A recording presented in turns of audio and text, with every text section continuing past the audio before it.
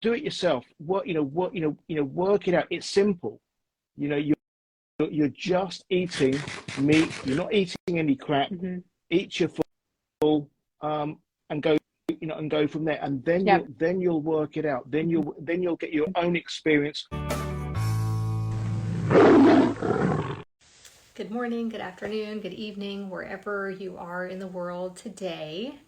Let me go ahead and invite our special guest on. So I've been excited about this one. I've seen some of your other interviews, and I just think that for our age, I'm a little bit younger than you, but still, as we get older, it is so important to make sure that we stay in shape and we eat right and protect our health. And so many people aren't doing that. So I wondered if you would share your story first, and we're taking questions. So if anybody has any questions, there's a little bubble down at the bottom with a question mark in it. That's where you'll want to put your questions. It'll be much easier for us to find it there. If it's in the chat, it's almost impossible for us to keep up.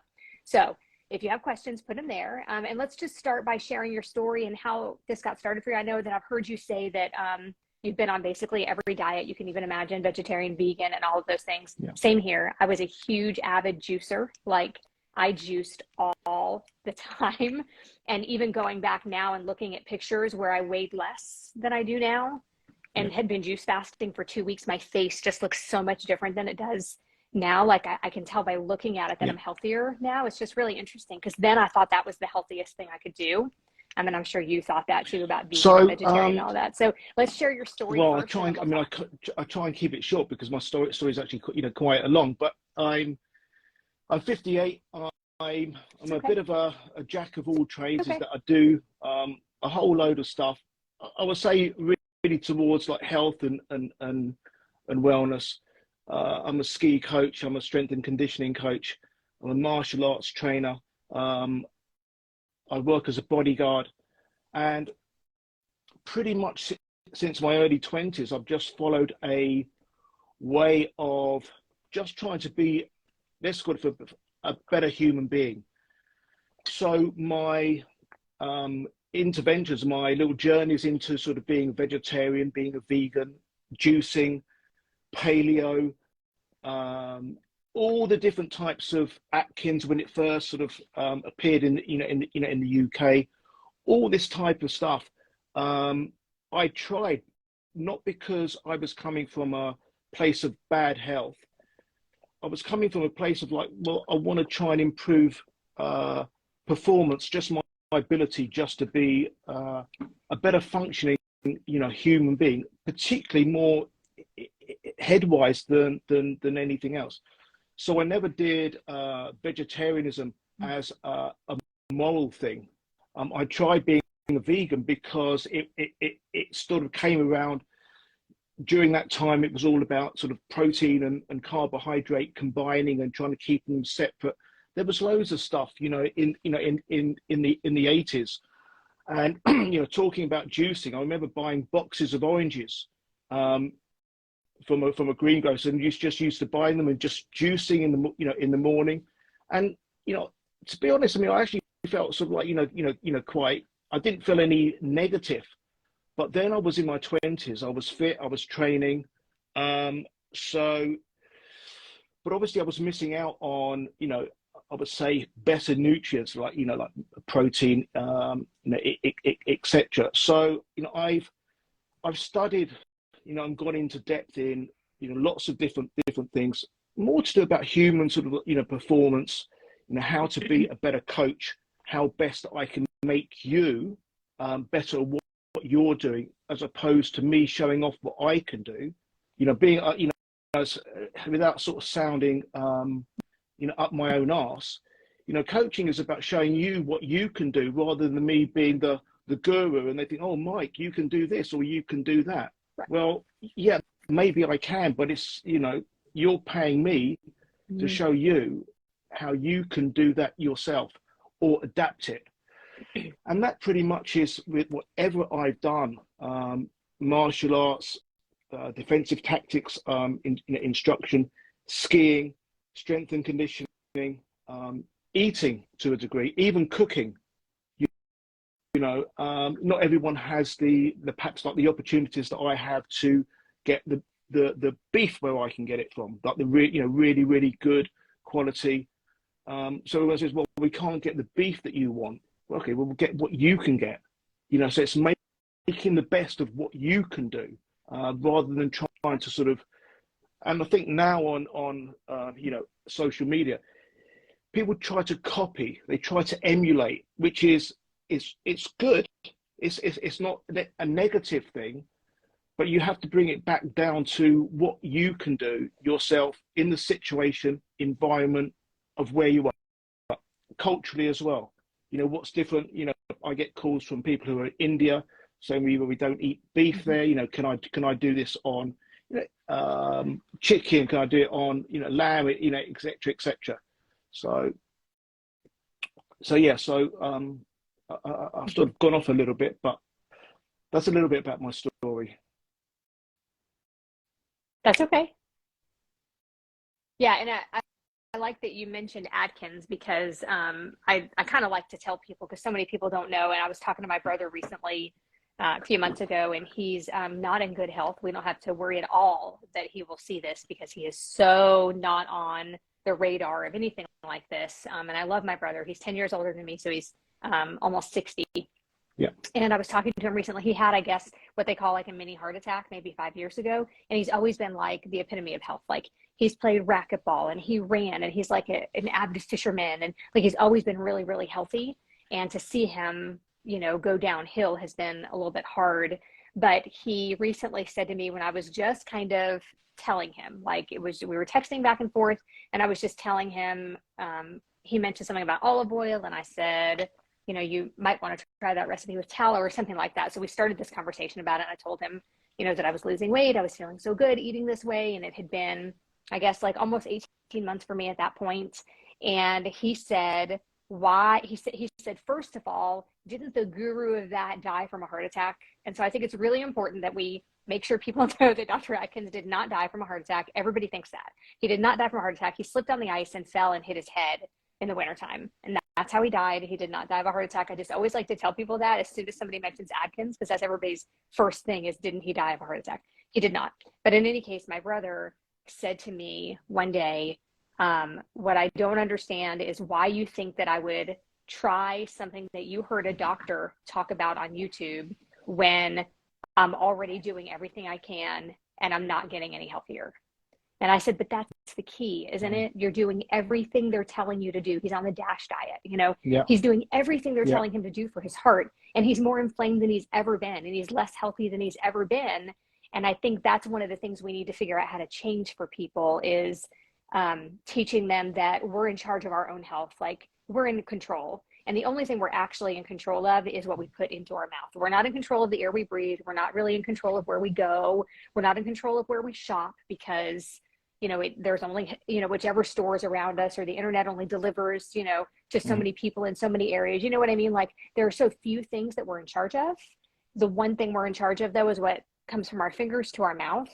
And I think that that's one of the main things we should be teaching people. And we have to figure out how to get around that doctor mentality. Well, the thing is with that is that, you know, because you doctors like don't me, know. we were brought up, well, at least our parents were. And for part of our lives, we were brought up to believe that the doctors were the top of the tree. You know, whatever the doctor said was that's you know that's it. If the doctor says this, you do that. If the doctor gives you this, you do that. And we got into this you know, people, oh, I've got this wrong with me, or I've got that wrong with me, or I've got a little bit of a pain, and so well, go to the doctor, you know, go to the chemist, you know, and to, you know, that's not good. That's going to take a lot of time for people to realize, well, actually, the doctor doesn't know what he's talking about, or a certain ones don't know what they're talking about when it comes down to even just like simple, you know, nutrition. But you know, and back to your brother, it's, you know, I hear this all the time, but you know, my answer to a lot of people is what you're doing working? Yes or no? It's either working, you're either feeling good or you're not, and you're in a shit state. If you are, then maybe try something different. If you're feeling good with what you're doing, and you're and that's it. Yeah, and I think like with my brother, for instance, that right. Yeah. And I think with my brother, for instance, like he doesn't know what to do because this is what the doctor's telling him to do. And in his mind, there really isn't anything else. I mean, what's he going to Yeah. do besides what And the also, doctor is and telling him to do? also That's where you his being information is family, coming you from, you being the know? sister, or even if you were, a brother, he's less likely to listen to you. Mm-hmm. However, at some point, he's got to sort of like notice, like, Mm-hmm. hold on a minute, she's feeling good. She's eating loads of beef, loads of fat. Mm-hmm. She's lost weight, but she's feeling good. Not just feeling good, looking like you're a vital human being.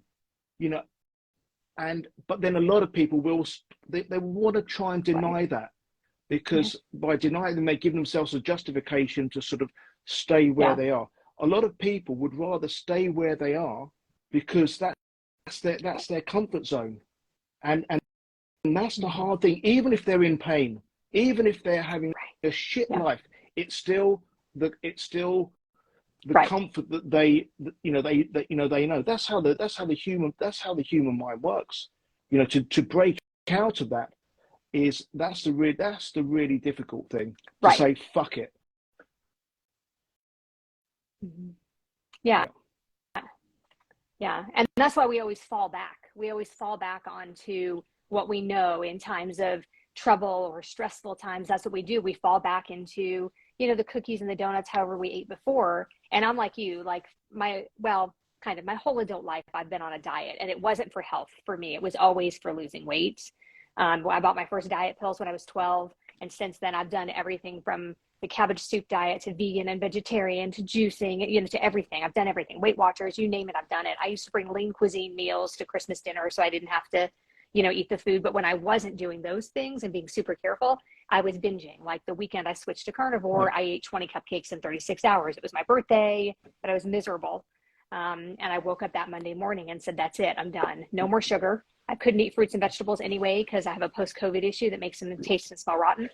And so there were only a few things that I could eat, and they were meat. And so I was like, can I live like this? Like, what is this that I'm doing here? And I started doing research, and that's how I found people and found that the carnivore diet is actually really healthy. And then the healing that happened in my brain is what brought me to where I am today. Like the psychological effects and the brain effects of how it clears out your brain and changes your chemistry and is what made all the difference for me. People wanting to change. A lot of people have to be sick and tired of being sick and tired, and it's like anything. Sometimes until you hit that rock bottom, and what we think is a rock bottom, to some people they have to go even further. You look at people and think like, at what point are you going to sort of like look at yourself and think, shit, I'm fucked. I need to do something. But they have unfortunately they haven't reached their rock bottom. It may not be a physical rock bottom. It may be just that that mental rock bottom, where they've just said, enough. I'm going to do something. I'm going to search for some help. Yeah, absolutely. And I had been bad off before, but that was my rock bottom, was that weekend. And it really is like an alcoholic or a drug addict, where you have to hit rock bottom and then you bounce back and say, okay, that's it. And I had hit rock bottom before, what I thought was rock bottom before, but I've never bounced back as easily and as quickly and been able to maintain it for this long. This was the first time I've ever hit a goal, like a weight goal in my whole life, where I didn't binge afterwards. Like, because I deserved it. I deserve to feel like garbage for the next couple of weeks and go off the rails. I mean, what we really deserve when we hit that kind of goal, whatever the goal is for you, when you hit that goal, what you deserve is to keep feeling that way, not to go off the rails. But we tend to reward ourselves with the same thing that we used to do all the time that got us nowhere then and will get us nowhere now. So somebody's asking, are we doing a Q&A? We are. If you have questions, put them in the question box. So before we get to the questions, though, I wanted to talk about the breathing and the protocol. Do you want to go over that just a little bit, how all that works? Breathing or breathing practices or breath work or meditation, one, it can turn people off, and also people will then end up thinking it's a whole lot bigger than it is. So what I try to do with the breath work that I do, and how I then share that, is I try to take all the, let's call it the woo-woo connotations, I love a bit of woo-woo, but I take away, all of that stuff and saying, look, this is the science, this is the science. So I do an example. So this morning, I did 10 minutes of coherent breath. So coherent means just the same amount of inhale with the exhale, very light, soft inhale, exhale, 10 minutes. And then I did some Wim Hof style breath, 10 minutes, after that. And I change, I vary stuff that I do on a daily basis. But this for me is about, not about trying to reach a higher point, some type of nirvana. I mean, if that happens, then fantastic. We'll all do with that. But it's just a better lung function. I'm training my lungs. I'm training my parasinus. I'm creating more nitric oxides. I'm creating better blood flow. I'm creating better sort of blood oxygen exchange. So that's the breath work that how I try to to share it. And it's just, what I do is just very, very simple. And I do all the stuff that you read about, box breathing, on breathing, different types of breath work that can lead into a meditative state. Sometimes the coherent breath work is just training, and then sometimes it becomes more meditative.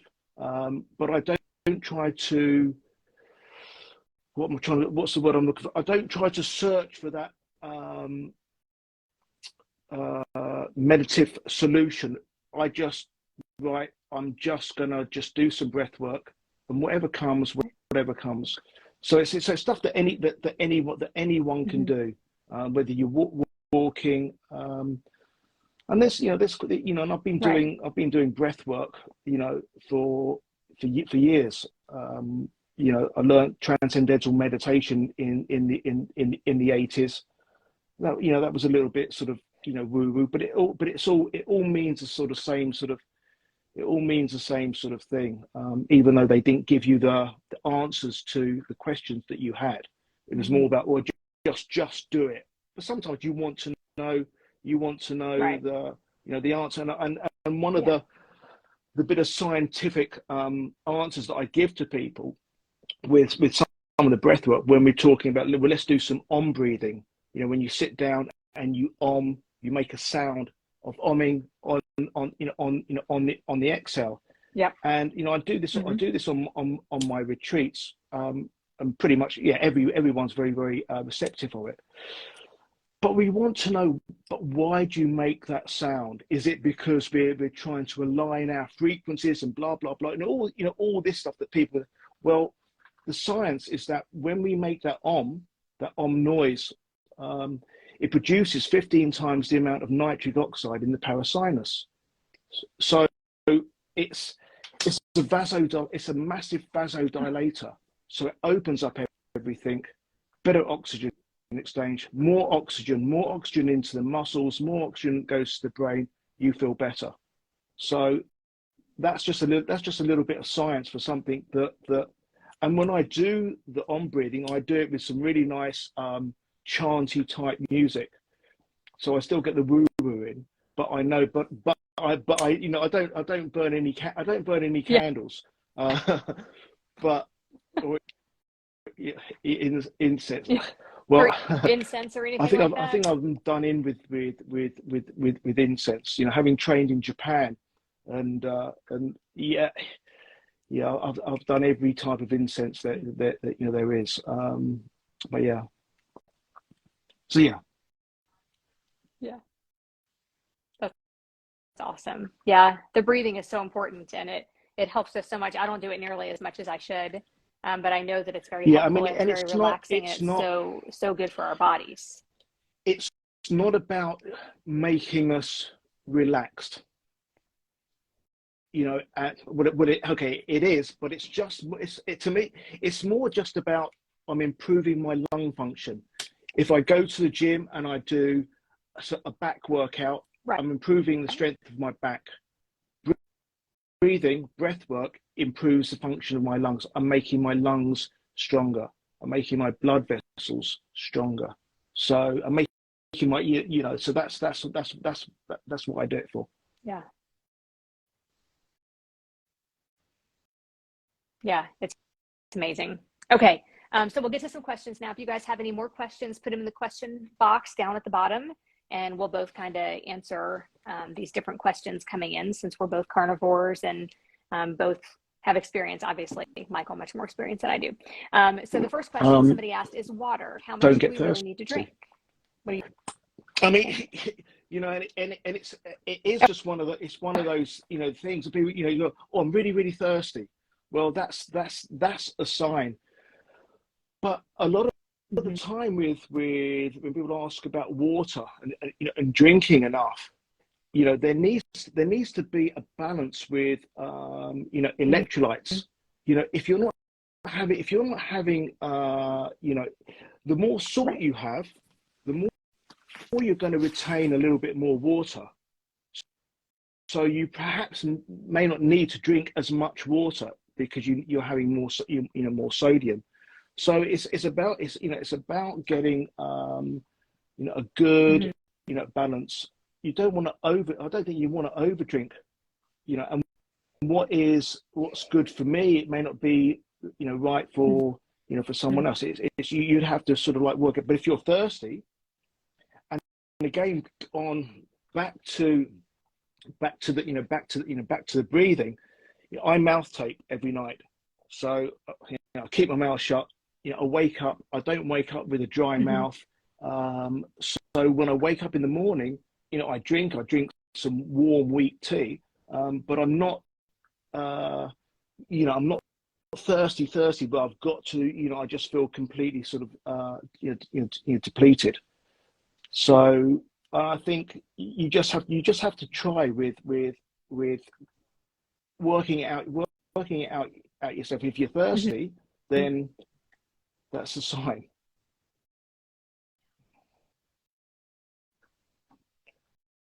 Yeah. And for me, I can tell when I'm dehydrated. And I think that's one of the awesome things about the carnivore diet, is where it's such a good elimination diet and it puts you so in tune with your body. If you've had spices that you don't normally eat, or if there was something that you ate, and I think it's the same way with water. I think you can just kind of tell. For me, if I haven't had enough water, the next day I almost feel like my brain is wobbling around in my head loosely. Like it's just this really weird feeling. And then if I've had too much, I get a headache. So, you just start to learn what works for you. I typically drink about 3 quarts. That is kind of where I find my happy spot. I sleep better. I feel better. I definitely have more energy when I drink 3 instead of 2 quarts. So that's one of those things I think that you just have to kind of learn. So if you guys have any more questions, put them in the question box down below. And so for now, let's talk about what you eat in a day. What does your diet typically look like now? I'm very rarely do I eat 3 times a day. I eat twice a day. So I do all my everything in the morning, and then I have my first meal, around sort of 12, 1 o'clock, and then I'll eat again, around 6. I don't like to eat much beyond 7 o'clock, because I like to have a few hours of let's say a fasting before I go to sleep. I can't eat late at night. So what did I have today? I had some steak, I had some eggs, and I had some halloumi. I get some really good halloumi that's made on a farm. It's a biodynamic farm about 20 minutes away, and it's just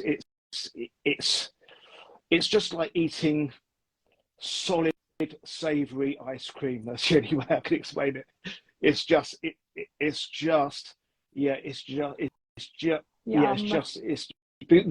the I buy raw milk there, and the milk is fantastic. The milk is like Haagen-Dazs without the sugar. So that's what I had. Yeah, and that's pretty much yesterday. Yesterday was one of those days that I didn't have any red meat. And people may get shocked by that, because I had turkey for breakfast. I had turkey for dinner. I had Yeah. turkey. I made the broth from the bones, but today I'm back on the. I still had some turkey broth, but so I had some turkey broth with the steak and eggs and halloumi. Mhm. Yeah, that sounds like a delicious meal. And I have noticed that when I eat more chicken, I don't feel as good, and that's the other thing is, like I said, where you're so in tune with your body, you can really tell if I eat chicken wings too many days in a row, that means I'm not eating as much beef, and I can definitely tell a difference. So did you notice a difference eating more I find when turkey I than eat, beef? Do you feel any different or no? you know, I think turkey for me is one, is once a year. Would I have it any? Would I have it anymore? Not really. I mean, even like the turkey that I got Yeah. was a good one. There's still not much. There's still not much. And I cooked it well. There's not that much flavor in it. It's not that satisfying. I don't feel that satiated. Yeah. And the same with chicken. I mean, I can eat 3 times the amount of chicken that I can with beef.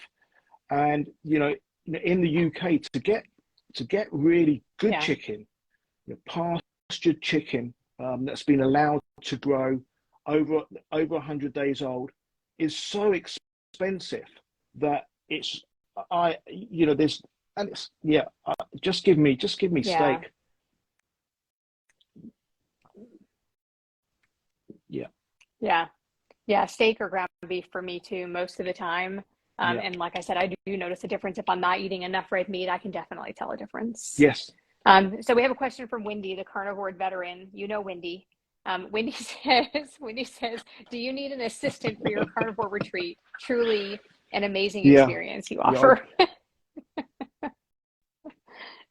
She's funny. She won't ever go on camera, but we have it on my calendar for April, I think it is. She's going to do one of these with me in April. She doesn't even go on camera during like Dr. Chafee's book club. She will never be on camera, the but funny I thing got is, her. We put it on the is with that, calendar. We're going is to that do when it. I did my, She's pretty funny.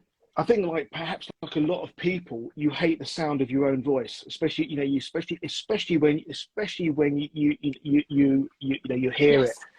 and then looking at yourself in the Yeah. camera. You look at all your little mannerisms and little twitches, what you're doing with your hands, and all this stuff. Yep. And Fixing my hair. the first podcast I did, I think Mhm.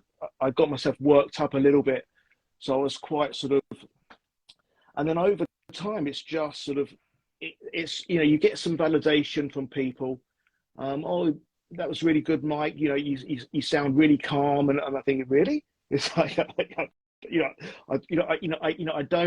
don't feel it, and I have a stutter, and for years, ever since I can remember, um, I was always sort of like self-conscious, about that, listening to myself, and then like people like started telling me like, Mike, we didn't hear you stutter. We did. I hear it. I hear myself. It's sometimes Yeah. when I can't get the words Right. out, I have this sort of like block, and it's like it goes like, ah. So being on camera for me was just it was just good. I looked at it as Yeah. training.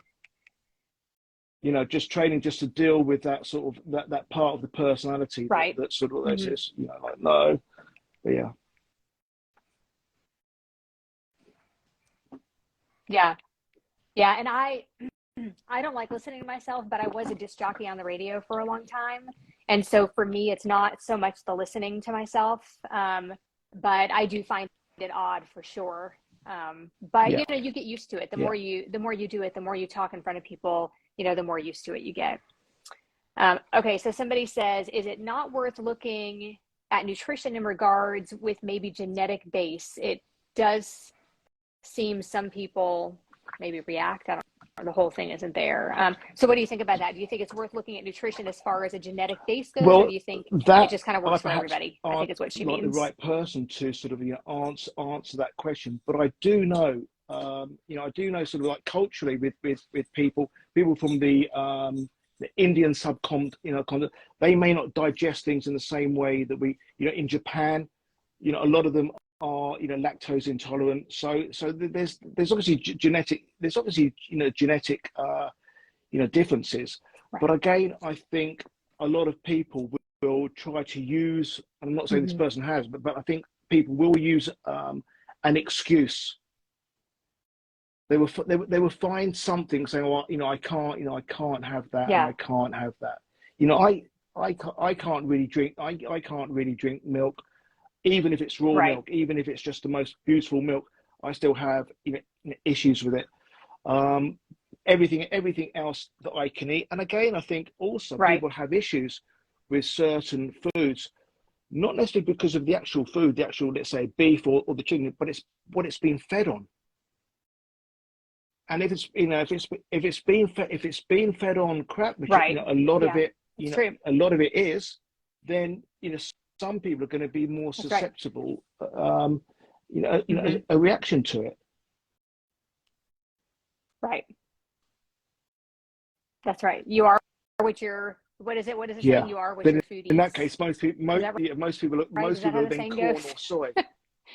You are what the, something like that. That's right. That's right. And it is important. And I do notice a difference when I eat eggs that are Yeah. not like, you know, the healthiest eggs that I could buy. I definitely notice a difference.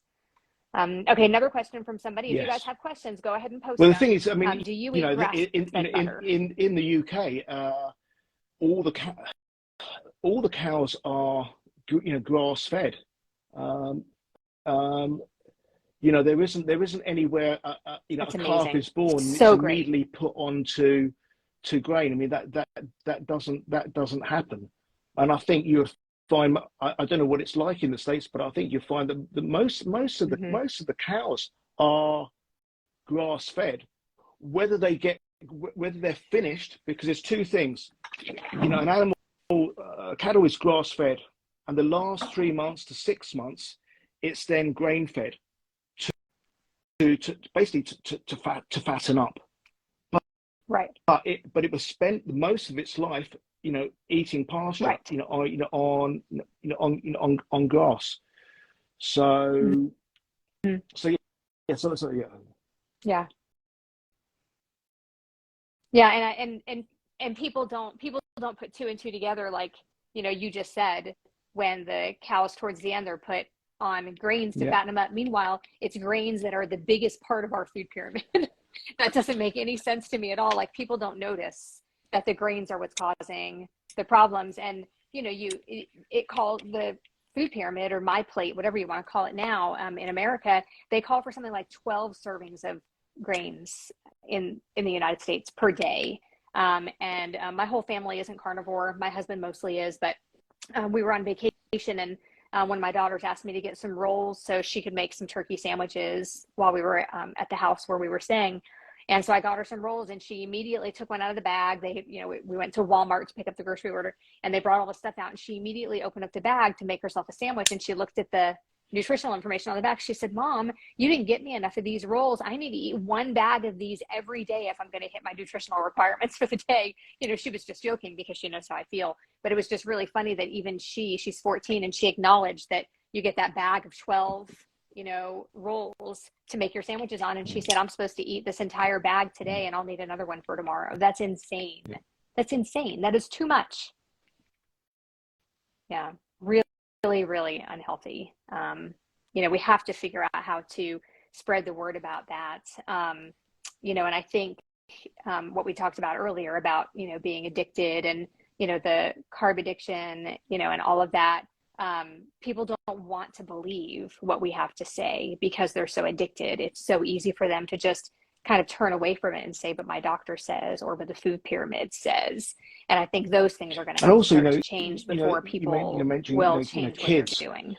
is that they're the ones that are being manipulated by media and so because kids can pretty much, to a degree, and I'll speak just from a UK perspective, they can eat what they want and they can get away with it and they can go on this. I'm now vegan because it's the thing. It's Right. it's a thing. It's a thing to do. Right. And you know the food manufacturers, they love that. You know, Mm-hmm. and social media Right. loves that That's right. because it's more entertainment. And just Yeah. talking about a little bit about Instagram, and they want posts to be entertaining. They don't want posts necessarily to be educational. They want things to be Mm-hmm. sort of entertaining. You get Right. your 6 seconds bit of That's right. fun, and that's it. Mm-hmm. And so Mm-hmm. it's a big Yeah. it's a big issue, especially when everyone's getting onto this climate change and this environmental stuff. Yes.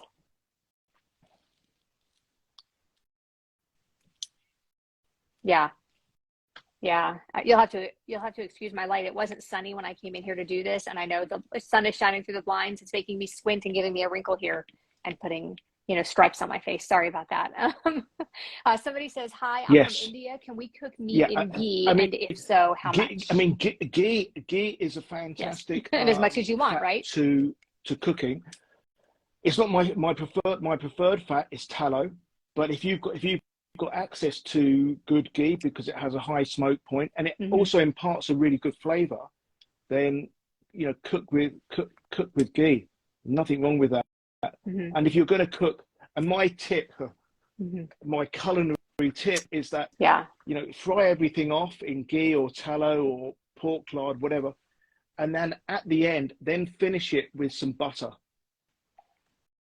and then baste it in butter, and then you just get that caramelly sort of flavor that and for me, like eating Mm-hmm. is about it's Yeah. about getting as much enjoyment as I possibly can from it and making things sort of delicious. So ultimately Mm-hmm. I can sustain you know living this Right. way. I'm not going to be one of these persons who's like I'm just going to have boiled meat and water for the rest of my life.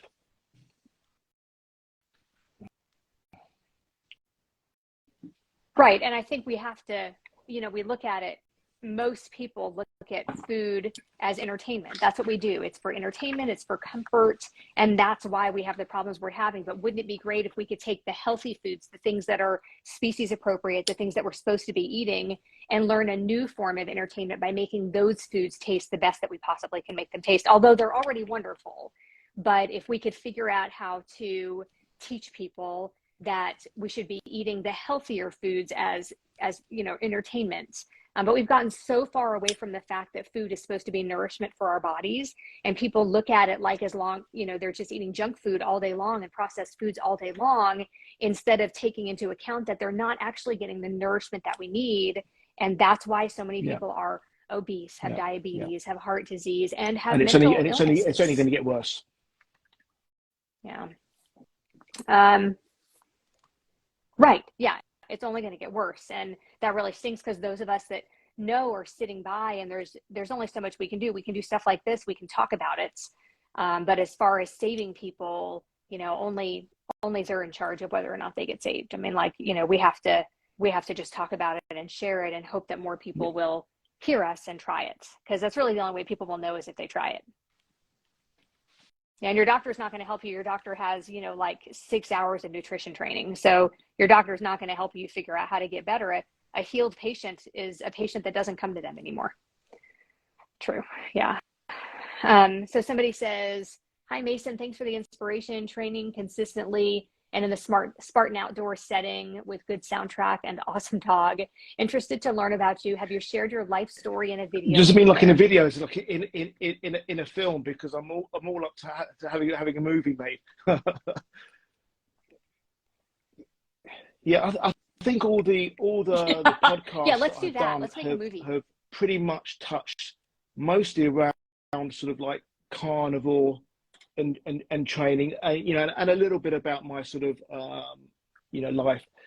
But I Mhm. have done other podcasts that talk about that we discussed about my growing up till 22. So yeah, maybe you can Mhm. search for that and have a look at my you know from, let's say, from the very beginning.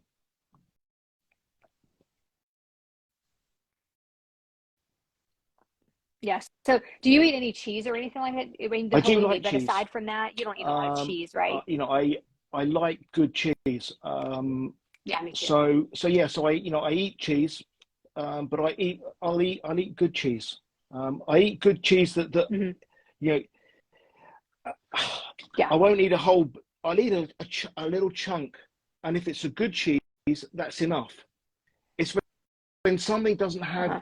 it's when something is just mild Right. and bland, Hmm. and it's just a lump of something. You eat more to try to get a bit more of that Hmm. flavor profile. It's because it's just mild. So you want that Right. flavor, hit. I've got a very good friend of mine. He's one of the best. He's one of the best. I would say he's one of the best chefs in the world. He has a 2-star Michelin restaurant, and when he talks about food, and about, Hmm. he said it's about the intensity of that taste. So you don't need a whole plate full of it. It can be just Mm. intensified into one little bite. And Yeah. and I remember him talking about, he knows what I do. He knows Yeah. he's a chef, cooks vegetables and everything. But we were talking about asparagus, and Hmm. most vegetables are seasonal. They don't grow for 12 months a year. They grow in season. Yeah. And he was talking about, on the menu that they Right. have, one of the dishes was, asparagus. I know we're talking about vegetables, but he said, I want this to be the asparagus Hmm. that you have for the year, and that's it. It would be so intense with the flavor that that's all you have. That's it. You've done your asparagus for the year because it's Yeah. so, and that's what all Mm. Michelin star chefs are trying to do, to create that intensity where you think, that's it. I've had that asparagus. And Yeah. with everything. So that's what I try to do, is just create intensity and have foods that have that intensity of That's amazing. flavor, which give you that Hmm. satisfaction. You think, wow, that was delicious. Yeah. Yeah, yeah, yeah, Yeah. And then you don't need it again for however long because it was so good. Yeah. And we're so used to yeah. being able to just have whatever we want all the time. And that's what most people do. And that's why we're not doing very well, honestly. Another question. My partner and I are about to start eating carnivore. What is the best way to work out how much you should eat and what resources would you Well, I think, recommend so we can learn more? and everyone is different, and not knowing anyone's sort of like, history again. And it's an answer that some people don't really want to. You have to work it out Hmm. yourself. There's still like the standards, sort of like, eat till you're Right. full. If you're gonna cut out everything else and you're just gonna eat a meat Hmm. based, let's say a pure carnivore intervention for a week, 2 weeks, 3 weeks, eat till you're full, and when you get hungry again, eat again, and then you have to work it out. I'm just a big believer in, everyone working. You get some advice, you get some knowledge, but do it yourself. Work it out. It's simple. You're just eating meat. You're not eating any crap. Hmm. Eat your full, and go from there. And then Yeah. you'll work it out. Then Hmm. you'll get your own experience. Or, after a month, or I need to eat a bit more fat because I wasn't satiated enough. I didn't eat enough at breakfast because I was Hmm. hungry at 4 o'clock. Right. And it's the same with me. Sometimes if I don't eat enough at my first meal, Hmm. 4 o'clock, I get a little bit hungry. If I eat more, then I'm not sort of hungry Hmm. until, like, and again, that depends on my activity, how Right. long I've walked the dog, what my training was like, beforehand, how well I slept the night before, and I pretty much sleep very well, every night. But there's all these other factors, how cold was it, the weather, everything. Um, Hmm. and that's why you have to sort of work it out yourself, but eat Yeah. till you're full.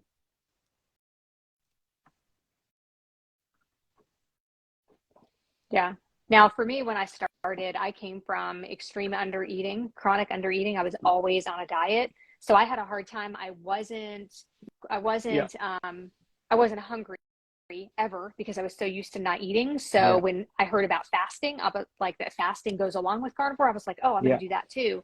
So if one day of fasting is good, 3 must be better. So I was fasting Monday, Wednesday, and Friday, eating Tuesday, Thursday, Saturday, and Sunday, but I was only eating like 2 hamburger patties with a little bit of cheese on the days that I was eating. So at the end of the week, I was at 4,000 or 5,000 calories for the whole week, and I was gaining weight. And it took me 8 months to figure it out. It took me 8 months to realize that I was doing this to myself. It was because I wasn't eating enough. Because I instinctively, when I was gaining weight, I just wanted to eat less. I wanted to fast another day. I wanted to eat less than I was eating. And it took me a long time. It took me 8 months. And after 8 months, I finally tracked my food, because everybody says, don't track your food too. They say, don't track your food, eat when hungry until full. And that wasn't working for me because I came from an extreme background with eating disorders and disordered eating. So I tracked my calories, realized the problem, and started eating at maintenance calories for 4 months. I didn't track every day, but at the end of a week, if I wasn't tracking, sure enough, by the end of the week, I was back down to like 1,000 calories a day. Just in my head, it just tells me I'm full, even though my stomach doesn't tell me I am. And so I ate at maintenance calories for 4 months, and then I was able to drop down just a little bit and start losing. And then I lost 35 pounds in 6 months. So you really do have to pay attention, and you also have to use common sense. And if you're just eating the one meal and it's 2 hamburger patties or even 3, you have to use common sense and say, well, that's not enough to make sure that you're getting enough. That's not so common anymore. And just going back to what you were saying about, OMAD, this is just my sort of, view on it, is people look at OMAD as if it's some sort of like badge of honor. And it's like, I'm doing OMAD. It's like, to me, OMAD is, I use, having 1 meal a day if I'm doing a lot of traveling, and it just means like, okay, doing a lot of traveling, especially if I'm driving. I like the feeling of not eating, because it makes me I'm just alert. I just use it as that type of intervention. I don't use it as a goal for, I'm going to get really, really healthy if I just have one meal a day. I just use it in times when it actually works really well, traveling, et cetera, and it works really well because the body is used to sort of being fat adapted, et cetera, et cetera. And I think, again, like what you were saying, is people come into carnivore and immediately they want to know about fasting. It's like, it's not about fasting. It's about eating better. It's about not eating shit. But it's not about not eating. It's about eating more functionally. But it's not about going. And I do fast. I do broth. I do broth fast. But I don't do it as a. I do it just as a little sort of like reset. But I don't do it as a, okay, carnivore is about fasting. Carnivore is about just eating one, meal a day. If it works for people and they don't have any other issues around food, I agree. A lot of people have, like you said, have issues around. I was brought up in a family with so many sort of dysfunctions.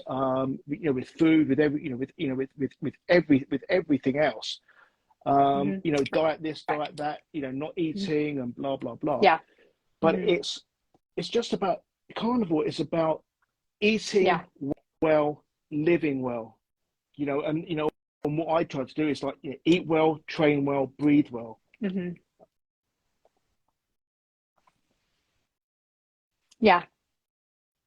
so important. And I'm the same way. Like, I came from my mom. I don't know what your exact situation was, but my mom was an alcoholic. My dad was a drug addict. And I say it past tense. They're, I hope, recovering. I haven't spoken to them in about 11 years because I just had to make a break with, for my kids' sake. But I was bound to have an addiction of some sort. And in a way, I'm glad it was food because I had to take control.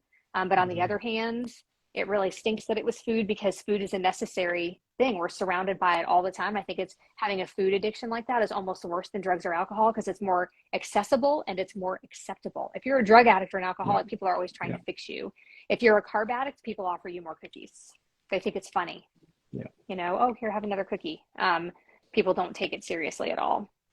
Somebody's asking about your dog. Where did you source your dog? Is it your first of this breed? Would you get another? Would you get another? If so, which breed would you get? He's a Czechoslovakian wolf dog. Yes or no? They were bred in the 50s as part of the Czechoslovakian military dog breeding experiment. They were bred with wolves and German shepherds. He's 7. If you would ask me, would I get another one in the first 2 years of having him, I would have said no.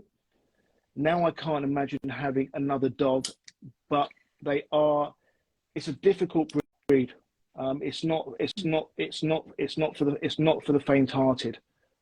If you can't put the work in, then yeah. But he's fantastic.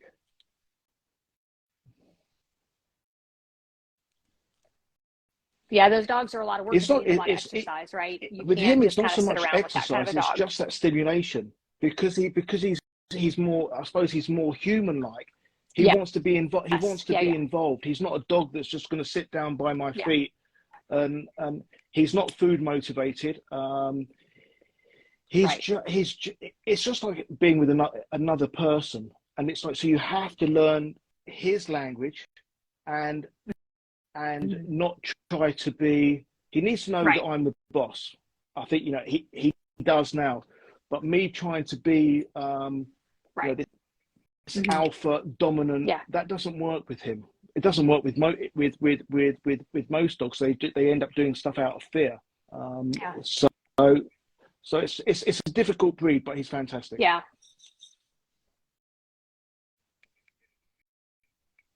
Yeah, we have a German Shepherd, and it's the same way. She is very much a part of the family. She's very much involved. If we're all having like a really lively conversation, she gets up and starts barking. Like she thinks that she's one of us and she wants to be involved in everything we do. So we really do have to keep her mind occupied too. It's really interesting how different dogs are different, because we have friends with other dogs that literally just lay at their feet and couldn't care less about anything. But our Piper is not like that. She wants to be involved in everything.